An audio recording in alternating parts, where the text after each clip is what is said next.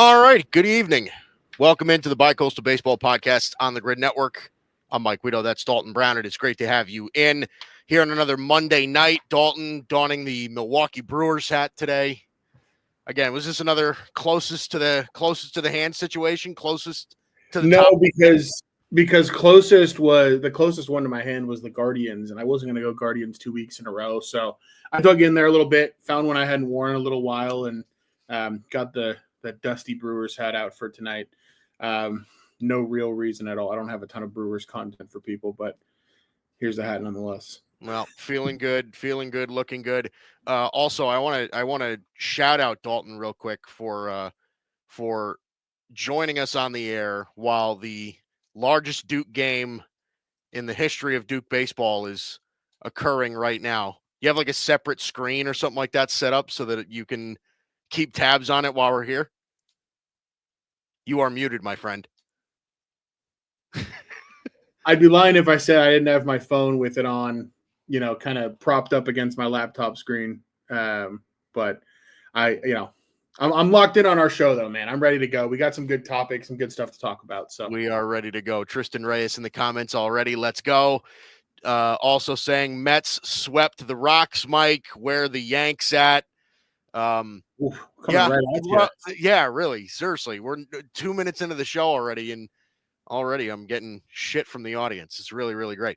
No, but hey, listen, every blind squirrel finds a nut one of these, one time, whatever. We have plenty of stuff to go over today. We'll be talking a little bit about the ABS system because that's likely to come maybe at the beginning of next season. How do we feel about that? That being implemented, we'll talk about that. Boy, the Atlanta Braves just simply cannot figure it out. I mean, they're 2-8 in their last 10. They fall to 10 games under 500. What is that? Is it time to kind of just, part ways with this whole project? And, if they become sellers at the deadline, Dalton and I are going to explore what that could potentially look like. We'll talk about that a little bit later as well.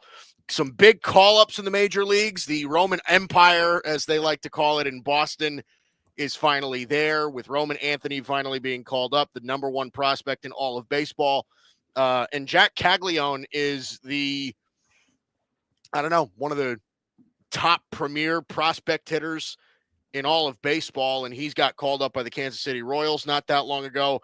We'll talk about them. What impact could they have? How excited are we simply to see them in the big leagues? So we have plenty of stuff to go over today. Again, this is all we're all in the dog days of summer are kind of upon us here. But Dalton, you are the defending champions. Like I said, we cater to our own fan bases before we do anything else. Yankees, Dodgers as the defending champs. Dalton, what do we have for the Dodgers this week? Yeah. So going into a stretch here where the Dodgers are about to play the Padres 7 times in 10 days, notably a Padres team that's a lot healthier than the Dodgers are. So we'll see how that goes. Look, I mentioned it almost a month ago now. This May 19th to June 19th stretch was always going to be about treading water. So far, during that stretch, the Dodgers are 10-9. So they've done that despite playing some really tough opponents. 3-game set starting in San Diego tonight. Would love to take 2 of 3, even if they lose 2 of 3. Not going to fret about it too much. Let's try to avoid a sweep. Look, now Tony Gonsolin's on the injured list, so starting rotation is Justin Robleski, Landon Knack. It's not great right now. It doesn't end for that. Yeah. So, now we're looking at, it would have been 15 pitchers on the injured list, but now Michael Kopech and Kirby Yates have come off of it. So, even more starters, but bullpen finally getting a little bit healthier. This weekend in St. Louis, Friday, Saturday, they just didn't hit much. There's not really a whole lot more to it than that.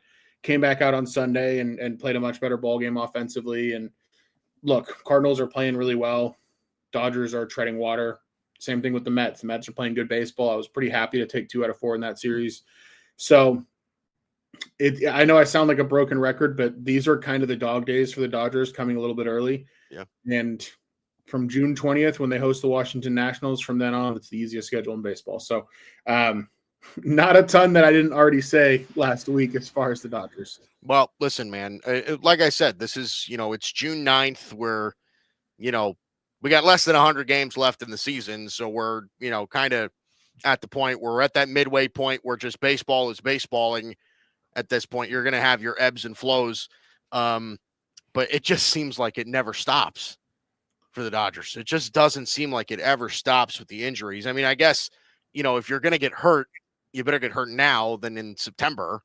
But like, it's remarkable how injured they were last year and how that's kind of repeating this year.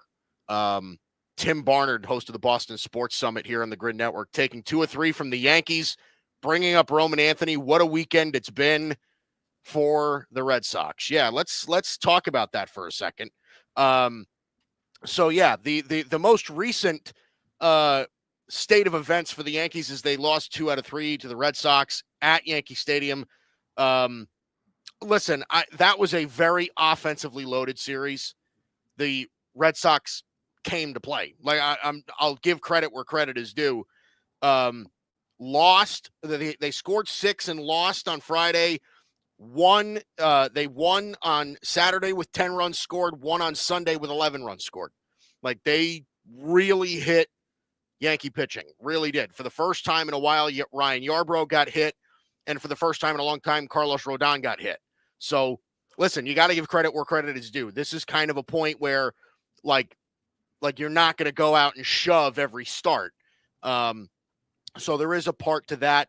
I think the Red Sox played their best baseball the whole season this weekend, and it makes sense, right? First time against the Yankees this year. I get it. Going into enemy territory, it makes sense. The Yankees didn't pitch well. The Red Sox just got the better of that. But again, I am not disappointed or anything like that with where we are with the Yankees at the moment. Jazz Chisholm is back, and he's been fairly good since he's come back. That's something to look at as well. Obviously, losing Luke Weaver in the bullpen, that's a big loss. Now you really have to rely on Devin Williams to close games. And I have confidence that he'll figure it out. I think that, honestly, I really do think that him being in that role with that much necessity, I think it could potentially bring the best out of him. So again, we'll see. We have a 6-game road trip ahead of us at Kansas City, at Boston again. But again, it's not like we're playing a ton of heavy hitters, going forward. After the Royals are solid, the Red Sox are fine. But then after that, you get a 4-gamer at home against the Angels, 3 against the Orioles at home. Then you go to Cincinnati. You go back home to play the A's. Like, you have some, leeway here to rack up some wins. I mean, you get to play a lot of American League teams. How tough can it be? It's true. No, it really is true. But yeah, so I'm perfectly okay with where we're at. We're still fairly deep into first place at the moment. The Blue Jays are playing relatively well as of late, but 4.5 games into first, listen, I'm good with where we're at. I think we're going to get Stanton at some point, back at some point, either later this month or early next month. So I think all signs are pointing up, and by the time deadline time comes around, I expect that bullpen to get better. I expect the lineup to get better. I truly expect them to fill the hole at third base or second base or whatever, wherever they can find a bat, they'll fill that spot. I feel okay. I wouldn't, I say the Yankees probably right now, I would give them clearly as the second best team in the American League right now behind the Detroit Tigers. And that's about where I'd put them at. So I'm okay. Yeah. I mean, it's hard for me to really disagree with anything that you're saying there. Obviously the Tigers have been on just an incredible run, a heater all season. And, I gotta be honest, like this weekend was a weekend when I think some people, myself included, felt like there might be a reckoning coming for them. And they just powered right through it. Like their pitching continued to just find a way to get outs. They're piecing innings together. I mean, look, Tarek Skubal's Tarek Skubal, right? He's the best pitcher in the game, but beyond him, I mean, they're piecing innings together from Cater Montero And, Will Vest has taken over the closer's role. And a lot of guys that over the last couple of years have been sort of these young also-rans out of the bullpen. And it's worked. They've clearly, solved something pitching development-wise that's worked really well for them. And the offense is doing just enough. If I'm a Tigers fan, I'm really excited to see what happens at the deadline because that this team's going to add offensively. I've really enjoyed this Tigers resurgence. It's been, to me, one of baseball's best stories this year is how great the Tigers have been. Yeah, no, it's been really fun to watch. They're 7 games into first right now with the Twins on their tail at that point. Guardians 7.5 back. The Tigers right now with the best record in baseball. Let's not say just the American League. They have the best record in baseball right now, and that is also according to our buddy Tristan Reyes. Hey, who has the best record in baseball? An AL team. Yeah, I mean, it makes sense. They get to play a bunch of AL teams. It's true. It's true. Yeah. The AL Central is not a bad division, though. No, I mean, we keep trashing it every year. We trash it every year of just like, whatever, like nothing impresses us. They're all over 500 with the exception of the White Sox. Yeah. Oh, I mean, and look, these teams are getting better too. I mean, like the Guardians just kind of do what the Guardians do, which is find a way to somehow be decent despite, like, you look at that roster and you're like, this is Jose Ramirez and a bunch of meh.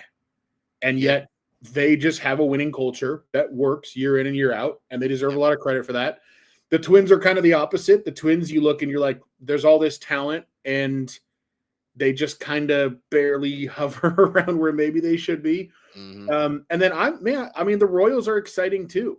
Like, there are a lot of young talent there on the pitching staff, a lot of young talent in the lineup, and now you add in Jac Caglianone, and I mean, there's a lot to work with there. So I do think that the AL Central, what last year felt like maybe a little bit of a fluke, this year is being validated quite a bit, especially by the Tigers. So credit to all those teams, and it's going to be a fun division to watch moving forward.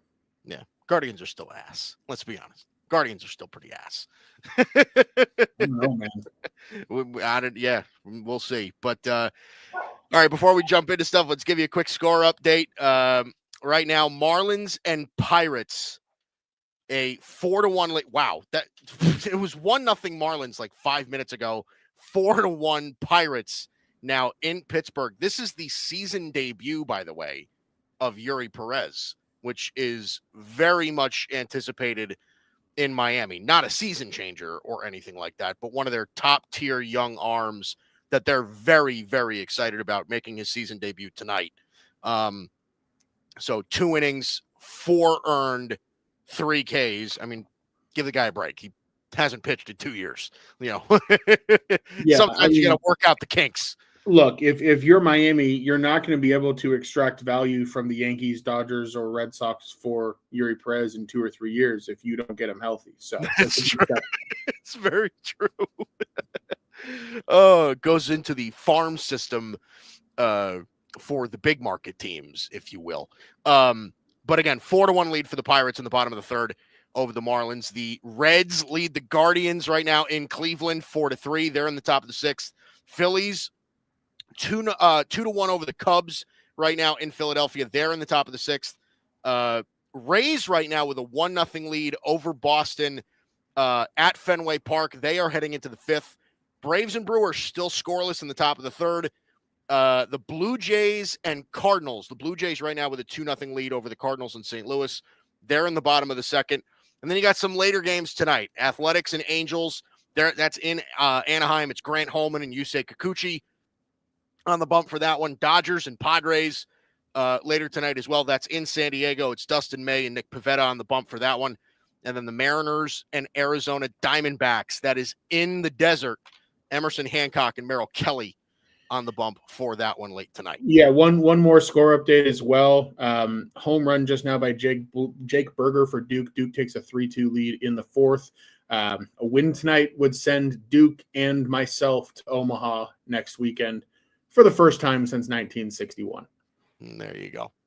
There you go. we are constantly going to be getting score updates tonight on the Duke baseball game. The alma mater, by the way, if you haven't figured it out, the alma mater of Dalton Brown, the former jersey he used to wear. Well, and it's an important note for some folks, because during basketball season, when people see you wearing Duke gear, they kind of just assume that you're a bandwagon or whatever. So, no, your reason's legit. You went there. There's a distinction there, Yeah. No, hey, listen, I don't have this little Duke basketball thing on display on my desk for no reason from when my wife visited her sister in North Carolina. So, all right. So let's start with this. So let's talk about the ABS system for a second. So the ABS system in baseball has been a really controversial topic. And the whole like robo-ump thing really has been like this. It's been this big controversial story because you get these people that are saying, well, listen, it's going to take the human element out of the game. And I understand all of that. Not every call gets, not every call gets determined correctly and everything like that. Obviously, balls and strikes is one of the, this is one of the later developments. We already have a review system. We already have a challenge system in baseball now that's, again, relatively new. But balls and strikes are something that we just can't review as of yet. That could change as soon as next season. So, Dalton, let's talk about this. ABS, also known as automated ball strike system. It's not that hard to figure out. Where do we stand on this? Is this something that's going to be good for baseball? Is this something that they should implement? Is this something that they should have implemented a long time ago? Where do we kind of stand on this whole ABS system being implemented in the majors? Yeah.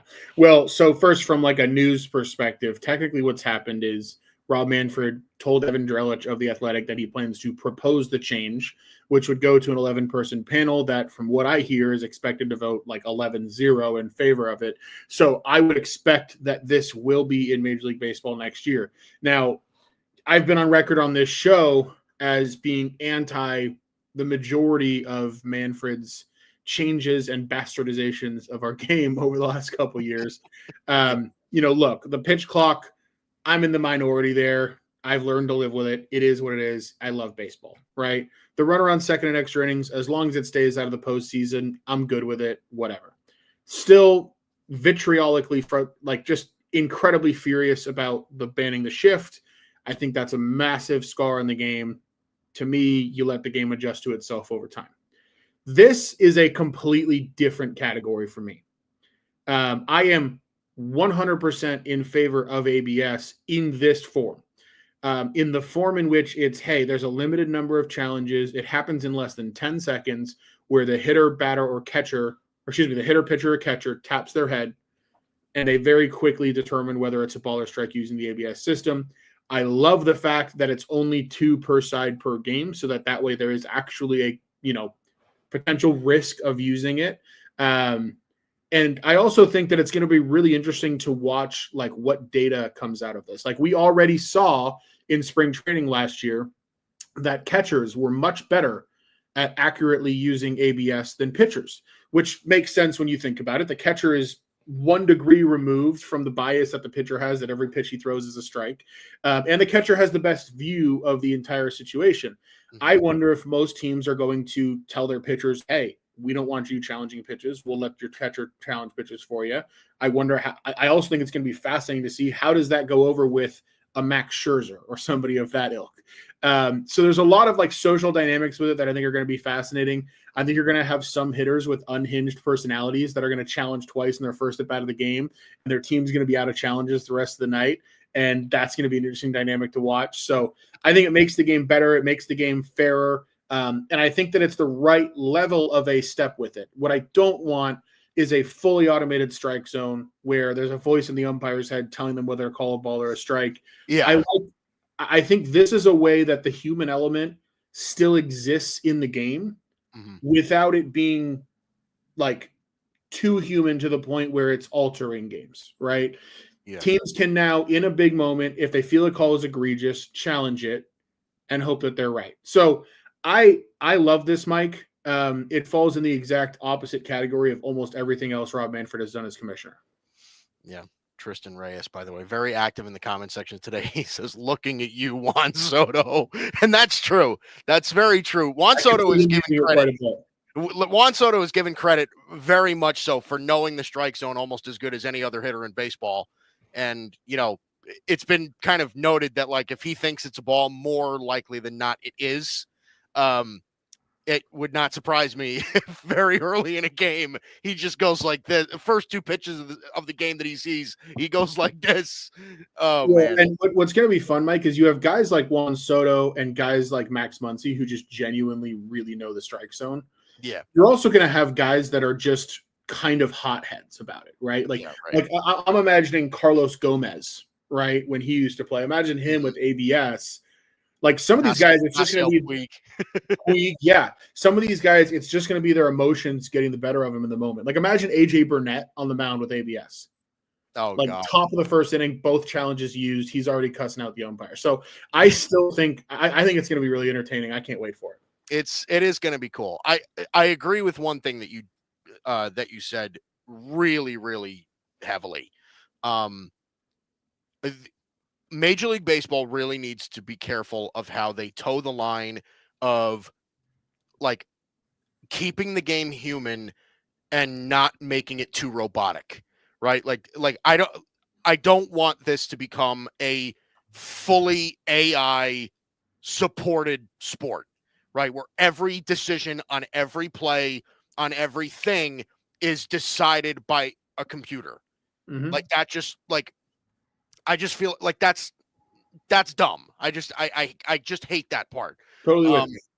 I agree with you in the sense that, like, this could strategically add another element to the game, right? We already see it in baseball now with the challenges on safe and out, fair and foul, those type of things. And it does add an element, right? If there's a close play at first in the top of the second inning and they're thinking about challenging it, well, do I really want to do that, or do I want to save it for a potential play in the eighth inning that could impact the game even more, right? There's a part of that strategy that goes into it as well. So I like that part of the game. I think that the way that they're doing this is very good. I have two main concerns about the ABS system.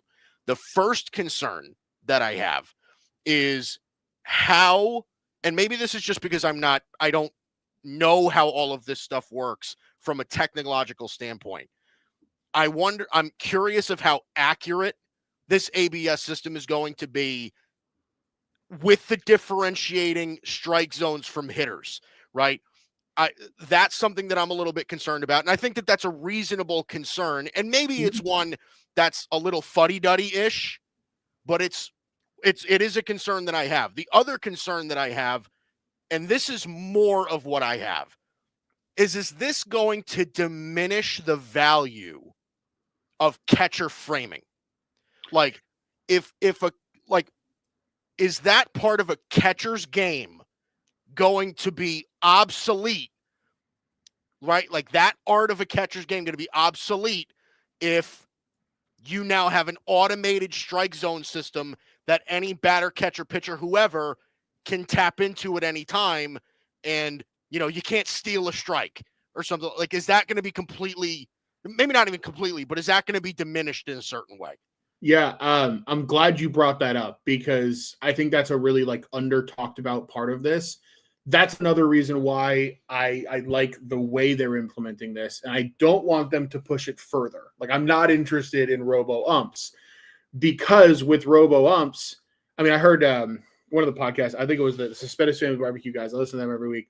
They had a funny comment on it last week where they're like, if you go full robo umps, you might as well start putting Kyle Schwarber behind the plate. Like, guys who are just pure DHs, if framing's no longer going to be a valuable skill, like, it takes away so much of the defensive value of the position. And I think there are certain guys in baseball who would be out of a job pretty quick, like guys who are defense first catchers. So I agree with you. I do not want to see it go any further. I don't think in this iteration of it that it kills that, because catcher framing is still going to affect all but a maximum of 4 or 5 pitches over the course of a game, right? Mm-hmm. So we're talking about maybe 1 or 2% of pitches over the course of a game are getting affected by this. Right. So I'm okay with it at that level. Yeah.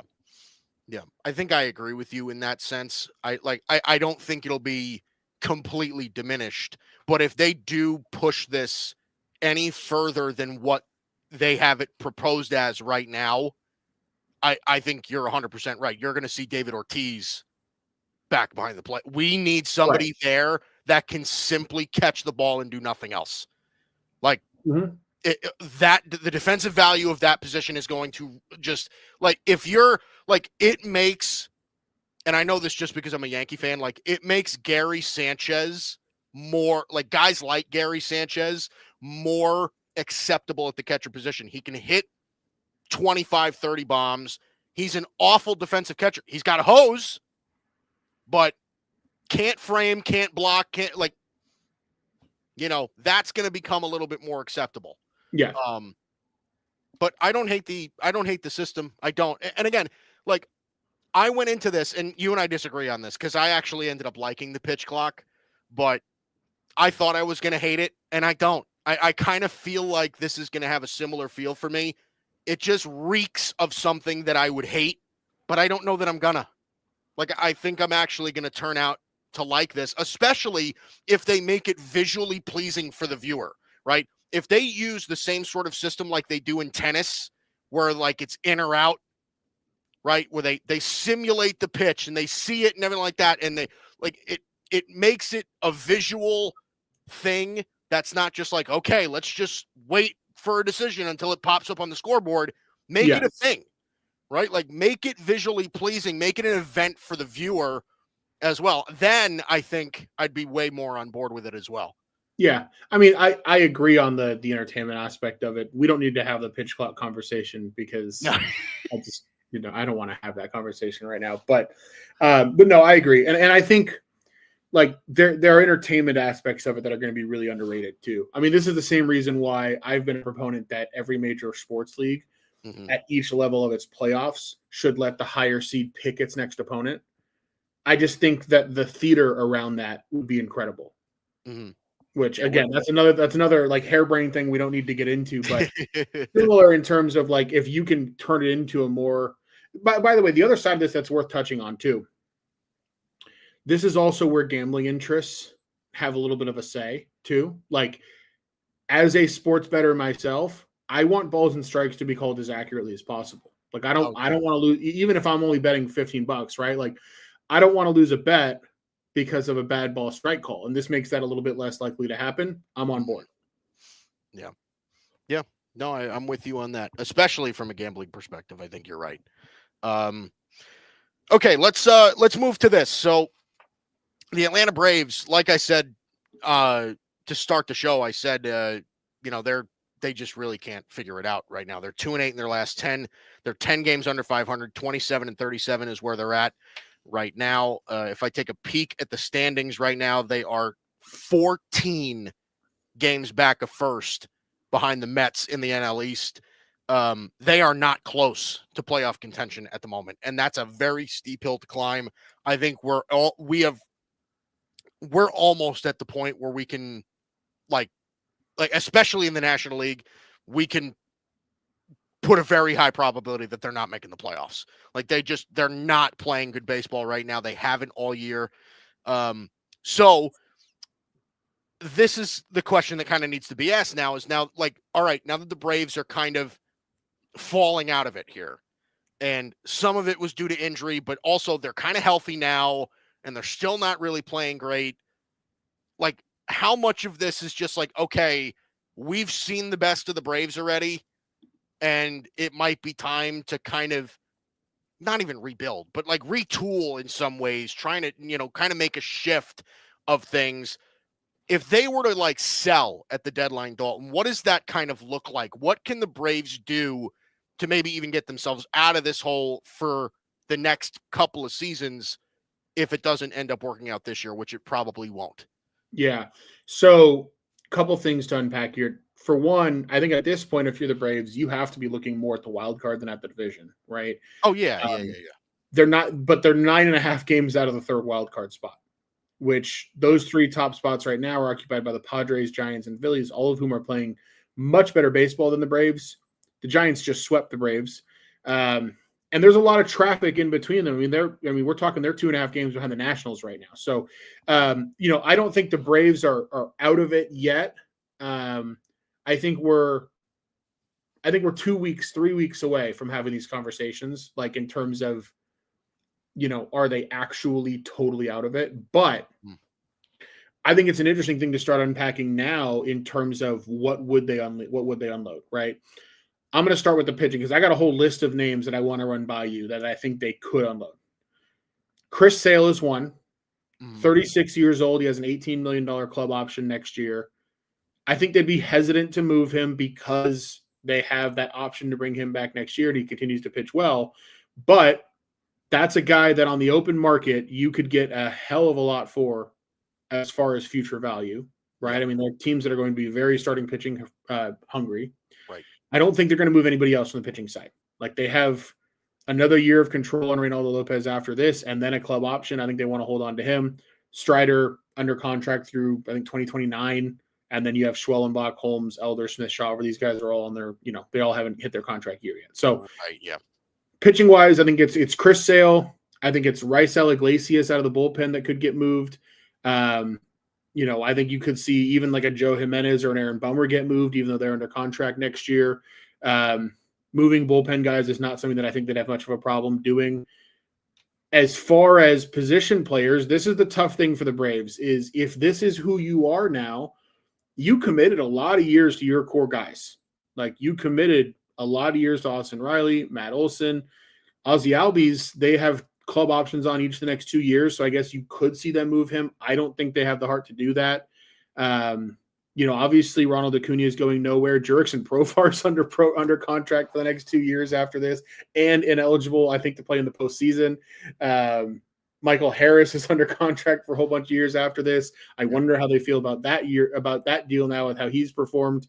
I guess maybe you get something for Alex Verdugo. And then the big name that I haven't mentioned yet is Marcell Ozuna, 34 years old, free agent at the end of this season, getting paid $16 million. He, I think, would be the biggest piece. I think it'd be Ozuna, Raisel Iglesias, Chris Sale, all three of which are guys that for a team that needs what they have are guys that I think would fetch a pretty good price. Mm-hmm. And if you're Atlanta and you trade all three of those guys and you get good value back, you're still going to be in a position to contend next year talent-wise. So I'm really interested to see what they do. I don't want them to do nothing, right? Like if they're bad, I want to see them sell a little bit, partially just because I would love to see Chris Sale pitching for a contender down the stretch, right? Like I'd love, Marcell Ozuna, say what you want about him as a human. Like he's a compelling bat to have in a postseason lineup. Sure. So those are the names I'm looking at. I'd say the biggest three are Sale, Iglesias, Ozuna. Marcell Ozuna is an interesting name because he would have to go somewhere where he doesn't have to play the field. Yeah. Like he'd have to go somewhere and DH full time. Mm-hmm. So that minimizes his market, I think, a ton. Yeah. So I mean, you think about it, if Stanton's healthy, right, then it takes the Dodgers out of his market, the Phillies out of his market, the Yankees out of his market. Right. And that's see, that's the thing is I don't know. We talked about it for so long over the past several years while they were handing out these, what we perceived as at the time, bargain bin contracts to Ozzie Albies, to Matt Olson, to Ronald Acuna, to, to everybody else. And what is happening now is the negative side that some, maybe few, but some warned us about, of saying like, listen, they're kind of locked in to some of these guys now. So that's the negative side of this whole thing. I don't think there's much that they can trade comfortably on the offensive side. And that's the part that scares me for them, because they need pitching. They need pitching. So if they trade Chris Sale, right? And Chris Sale's just one name, right? But if they trade Chris Sale, that's a big dip in what their rotation could be in the next year or two, just in recent, if they decide to bring him back or anything, right? Because there's a club option for him. But if they decide to bring him back and then maybe extend him another year or two after that, I mean, that's still a problem in the rotation that they don't have an answer for right now. Yeah. Right. So are they going to be interested in selling off somebody like Chris Sale when they don't really have a great plan in place to what's the word I'm looking for? To kind of retool their pitching staff. Yeah.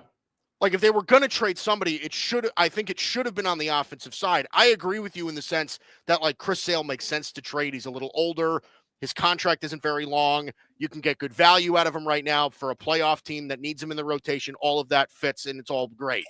But in the Braves particular scenario, they don't want to tear the whole thing down. They want to compete next year. So, you know what I mean? Like where do they fall in that line as well? Yeah, I mean, I don't think trading Chris Sale equates to tearing the whole thing down. No, of course not. Because for me, when what the Braves do have is, I mean, between like Reynaldo Lopez is 31, but he's under contract next year. But I mean, after that, I mean, Strider's 26, Schwellenbach's 25, Holmes is 29, Elder 26, Smith-Shawver 22. The Braves have shown me that they can continue to churn out big league pitching. So I don't think, I mean, it doesn't help their roster next year to trade away Chris Sale. But if somebody else picks up the money, like you can go out in free agency and find an arm, maybe not of Chris Sale's caliber, but you can go out in free agency and find an arm, and you're still going to roll into next year with a pretty like accomplished rotation, I think.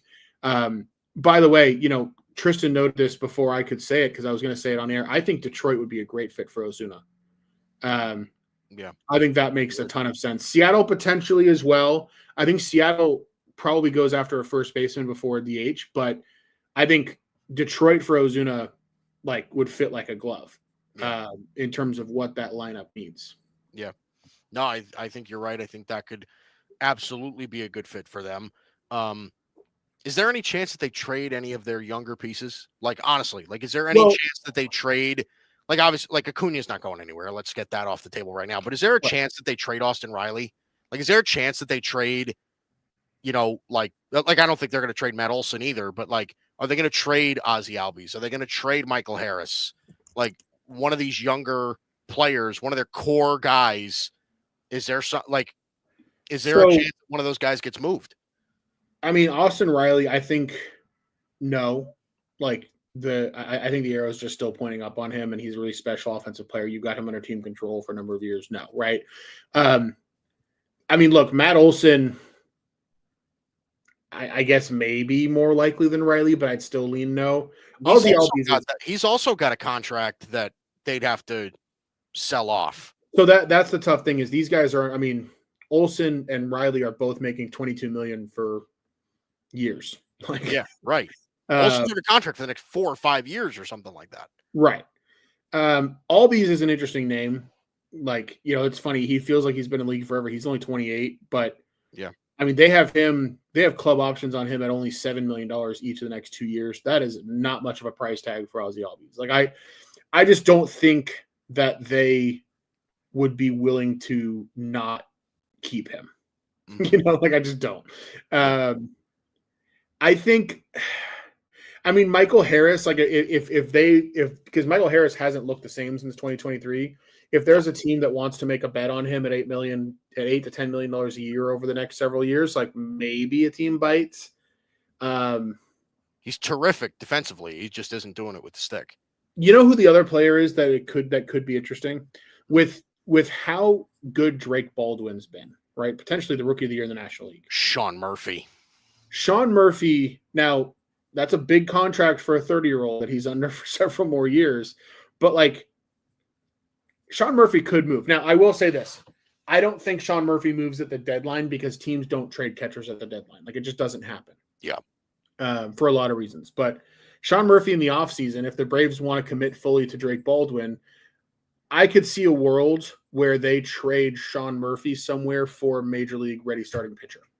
Like, I mean, you think like Sean Murphy for trying to come up with a name off top, but like Sean Murphy for Zac Gallen or something like that, right? I mean, I think Zac Gallen's a free agent, but you know what I'm saying? Like Right. some kind of like slightly distressed asset of a pitcher. I could see them doing that. Yeah. Yeah. Not totally out of the question either. Acuna to the Guardians for a 6-pack of Busch. I mean, look, once you drink enough 6-packs of Busch, you start to believe things like that. It's true. Definitely true. All right. So let's move to this. So Roman Anthony is called up by the Sox. I believe was he in the lineup tonight? Yeah, batting fifth. He hit a 112-mile-an-hour line drive off a pitcher, and he made an out. I don't know what else he's done. I am looking now to see what he has done in that game. He is 0 for 2 right now. Yeah, he's 0 for 2. It looks like he might have reached on an error or something like that, but has yet to collect his first major league hit. But he was obviously the big thing with him was that he hit a 500-foot grand slam like last week, and that caught everybody's attention. So he gets called up for the Sox. Jac Caglianone is a, I mean, that's a, man amongst boys. If you just look at him, I mean, he's massive. Yeah. He's got tons of potential heading into that Royals lineup. So how can these guys kind of, how can they impact these lineups? How can they impact their teams going forward? How excited are we to see these guys in the bigs? Yeah, I mean, Roman Anthony, it's been way too long coming. And I want to start off by saying I do not give the Red Sox any love for doing this, because had Wilyer Abreu not gotten hurt, Roman Anthony's still in the minor leagues, which he should not have been in the minor leagues for quite a while now. And, there's a lot been made of it. The Red Sox have not been fielding their best team all season.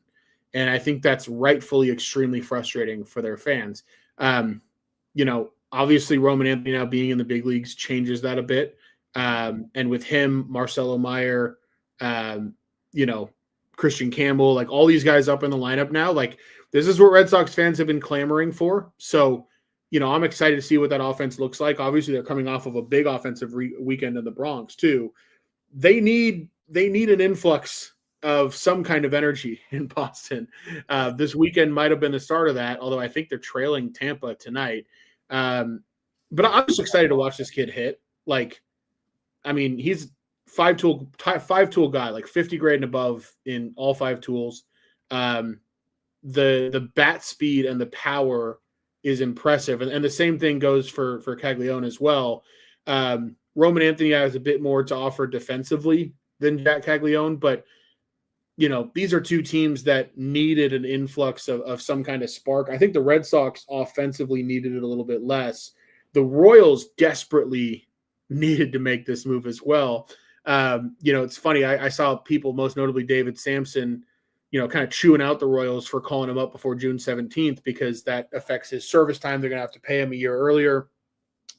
If I'm a Royals fan, I'm grateful to see ownership like not prioritize that. Right. Like kid, like not like keeping the kid from getting paid for an extra year from just a moral standpoint. I don't love that mindset. Like I want to call guys up when they're ready to go. And I give the Royals a lot of credit for that. So I'm really excited to watch both of these guys. I own both of them in fantasy. So it should be a lot of fun. I'm curious for how you feel about this. And I'm not a contractual expert. I'm not a baseball finance expert. I'm not going to pretend that I am. But I am curious about how you feel about baseball's like service time length, right? Because teams have, if I'm not mistaken, once you get called up to the bigs, the clock starts, right? Mm-hmm. You get 3 years of team control. Then you get 4 years worth of arbitration before you hit free agency. So that's 7 years of pretty reasonable team-friendly pay, right? before you hit free agency. If you get called up at 24 years old, you don't hit free agency until you're 30 or 31. Like, is that, but like my question is that, like, I understand it because you need to give teams times to build around players. I get that, right? But like, it's a long time. It's a long time. And I get why some players are not fond of that sort of deal. Yeah, it's a raw deal for the players. Like it just is. I think we should just call it what it is, and it's part of why there's going to be a lockout, unfortunately, in about a year and a half. So, yeah, I mean, I don't know. These are things that are going to be part of why this is all going to come to a halt at some point soon, and I'm not looking forward to it at all. But yeah, it's awful. I don't really have a lot of silver lining for you there. I think it's really unfair to the athlete. Yeah, I mean, it is. But how do teams build around you if you can't hold on to them for a reasonable amount of money for at least some sort of period of time? Because if you have a guy for 3 years and then he's gone, you can't develop players that quickly. I think you can. I think if you call a guy up and you get 3 years of him at his rookie deal and that's it, like, I think that's more than fair to the teams personally. Like, this isn't, I'll put it like, this isn't the NBA, right? Like, this is one player. This isn't like a quarterback in the NFL is a different thing, right? Like, when you and I talk football, you'll hear me say a million times, like, there's only generational quarterbacks should be getting paid if you're a smart franchise, right? Like, if baseball doesn't work that way, like, one player can only be worth so much. Right. And so to me, I think 3 years would be a much more reasonable amount of time on something like this where, because, like, let's be honest, Mike, like baseball teams don't build around players. Like, they just don't. Like, you're building a big holistic thing that the players make up. Sure. But I just don't think I don't think that's the right way to look at it. Okay. I mean, listen, I just, baseball's different than a lot of other sports. I think you can figure out pretty quickly whether or not a quarterback in the NFL is going to work out, right? I think you can figure out relatively quickly whether or not a guy in the NBA is going to work out, right? Baseball, I think, is different. I would push back on both, to be honest. You think so? Yeah. I mean, especially the NBA nowadays, like, you're drafting 18-year-olds. Like, a lot of these guys don't look like what they're eventually going to be till they're 21, 22. Well, in defense of that, though, too, is that the NBA draft from that perspective is mostly a crapshoot, right? And this is coming from a guy who covers it every year, right? Like, the NBA draft is in particular a draft where most of those guys fail. And some of that is due to lack of opportunity, but also some of that is just because, the NBA is a different game. I mean, there's a reason why, like, you have guys on NBA teams that are, 15, 16-year veterans, and they've started a total of 30 games in their whole career. Like, teams recycle the same role players year in and year out. Yeah. Like, that's just the way that sport works. I don't know that baseball has the luxury of doing so. Like, no, I mean, I think, backup catchers are probably the only real exception I can come up with to that, right? But probably, but I get what you're saying. I mean, I just think that if a guy's good enough to hang in the big leagues for 3 years, like, he's good enough to get paid. Sorry, like, somebody's willing to pay him. If he's not good enough to hang in the big leagues for 3 years, it's a moot point. So that's where I land on it. That's fine. That's reasonable. Yeah, I'm interested. But anyway, relatively speaking, back to the previous conversation. And we don't have to touch on this for too much longer, but Roman Anthony gives, I think, the Red Sox a depending on obviously how this works out with him, right? Because we've seen what we've seen from Christian Campbell to start the year. He has not been terrific to start his major league career. And again, I would bank on some of these kids figuring it out. I mean, guys that are this talented, I tend to bank on those guys. Roman Anthony, same thing. I mean, number one overall. This is not like he's like number 15 on MLB Pipeline. He's number one. Like, this is the top prospect in all of baseball. This gives the Red Sox, I think, a lot of room to work with this roster, right? Guys like Willie Abreu, guys like Cedar Rafaela, become relatively expendable at this point. Well, I mean, Cedar Rafaela maybe, but man, Willie Abreu is a really nice player. He is, but is he But playing no, center I field? mean, we talked about this last week. Like, the Red Sox have plenty of talent to build like a really great major league roster, especially offensively. They've just kind of bungled that in a number of ways going into this season that, like, I'm very interested to see what the 2026 Red Sox look like as far as, where's Rafael Devers playing? Like, what do they do with the crowded outfield? Like, there are going to be a lot of questions for them to answer going into next year. Like, don't get me wrong. I think they're an exciting team to watch this year. I mean, they could make a wild card. If they get in, you never know. But I'm really fascinated to see what the Red Sox look like going into 2026. I'll predict to you right now, I think the Red Sox starting outfield next year is Jarren Duran, Cedar Rafaela, and Roman Anthony. I think Willie Abreu is gone. Man, that's predicting today on his MLB debut. I am predicting today that Willie Abreu will be the odd man out. I don't see it. I think Cedar Rafaela is the odd man out. Rafaela can't hit. Like, I mean, the bat trumps all, and Willie Abreu can flat out hit. But none of those guys can play center field. Can Roman Anthony play center field? Yeah, he played all three positions in AAA, and I mean, he's, like I said, he's a 50-plus scouting grade in every category, including field and throw. So, okay, I think so. Just some positional versatility though too. He could play shortstop. You know what I mean? Like, are they gonna bank on now? Again, they've got two cogs in the middle infield that they like with Meyer and Campbell, right?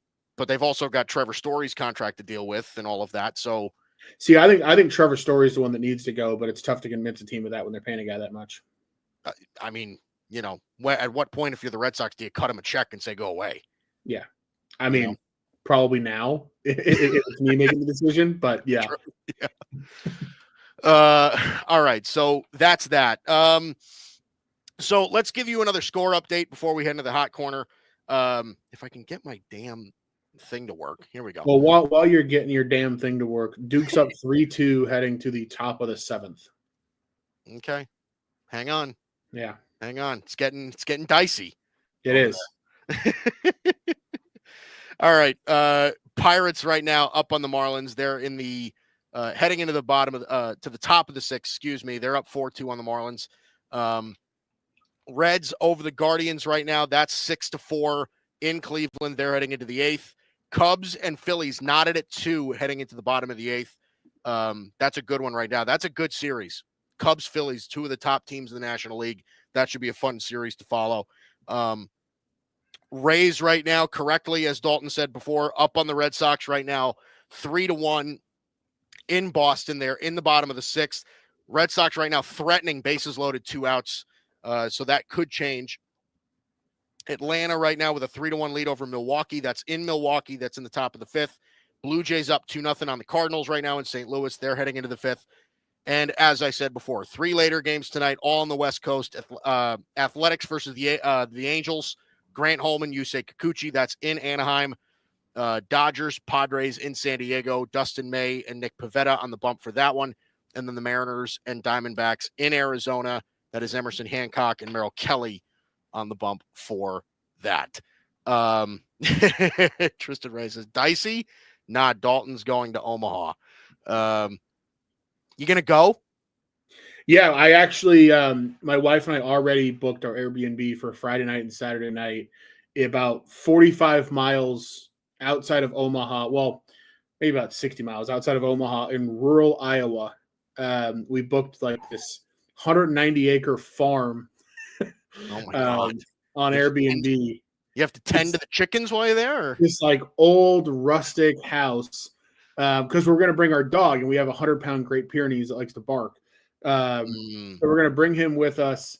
We're going to stay in this old house in Iowa, drive into Omaha Saturday, which now we know if Duke wins, they'll be playing 1 p.m. Saturday against UCLA, which for me, holds even more meaning because I grew up a huge UCLA fan. My entire family before me went to UCLA. I mean, I'm talking my dad, uncles, grandparents, the whole 9 yards. So Duke UCLA baseball in Omaha would be pretty damn special for me. So yeah, man, I booked a fully refundable Airbnb, so I can cancel it if I have to, but really would rather not.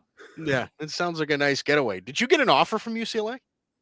No, I went to a couple of their like scouting camps and talked with their coaches a little bit. And to be honest, I just wasn't a huge fan of the staff, so I didn't. Oh, really?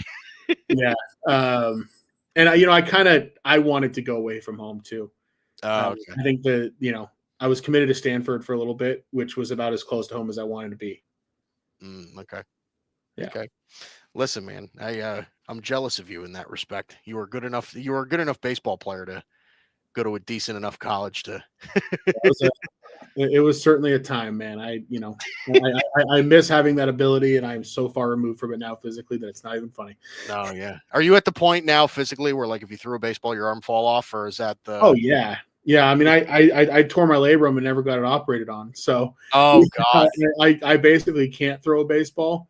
Mm-hmm. And then I tore my ACL, got it operated on, never fully rehabbed it for reasons. And so, yeah, man, I for reasons, he said. Yeah, I couldn't do anything nowadays. Oh God! All right. Oh boy, Murray State just hit a game-tying home run on the 7th. Oh God! All right, Mike, we got to wrap it up here, bud. Yes, I was going to say. Speaking of which, we have Dalton's hot corner. Pull it together, buddy. Give us some picks. What do you have? Yeah, Padres. I think you can get them like plus 120 tonight. This is a Dodgers team that's got to be worn out. I mean, you played 4 against the Mets at home. Then you traveled to St. Louis and played 3. Now you're going to San Diego to play a Padres team that like has had this game and this series circled for their entire lives. Mm-hmm. It's just not a great situation. And Dustin May is a guy that I believe in long term, but I think he pitches with a little too much emotion these days. I think he's got to get things reined in a little bit concerned about what's going to happen tonight with the Dodgers. So, I'd make the game about even money both ways. So the fact that you can get plus 120 with the Padres, unfortunately, that's where I'd lean. I'm not going to play it myself. I just don't want to, but that's the bet. I feel like you'd hate gambling against your own team. How often do you do that? Do you really gamble against? More often than you think as an emotional hedge. But I'm just so engrossed in this Duke Murray game, and I hate the Padres enough that tonight I just don't have the stomach for it. Yeah, I'm with you. All right. That'll do it for us. I'm Mike Guido. That's Dalton Brown. We have a Duke baseball game to watch. We'll see you next Monday. Go Duke.